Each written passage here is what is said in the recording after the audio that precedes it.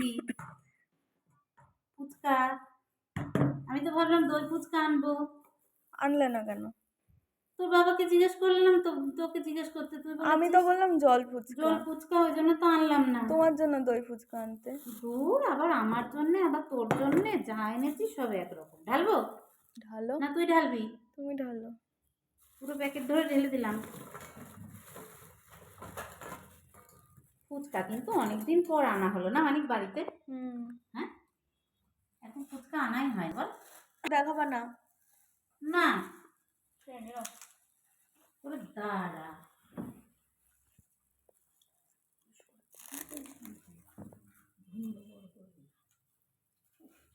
জল ওই মাখাটার জন্য একটা বাটি লাগবে তো, 1 মিনিট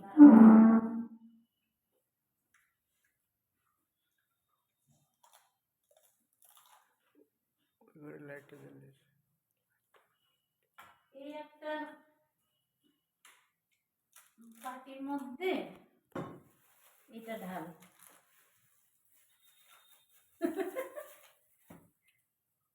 একবার ভাবলাম যে আইসক্রিম নিয়ে আসি, তারপরে ভাবছি না মেয়েটা তো খুব কাশি হচ্ছে, আইসক্রিম আর আনবো না। নে নে নে, আলু মাখা দিয়ে খা, দেখ কেমন লাগছে। ফুচকা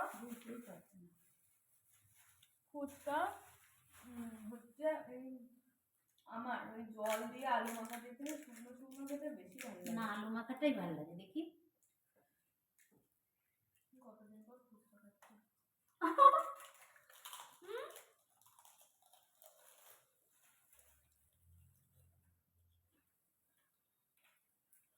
হুম,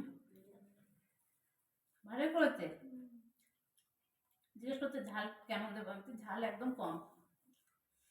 ভালো আছে। আমার মেয়ে ঝাল খেতে পারে না। নে খেয়ে নে। খাও তুমি।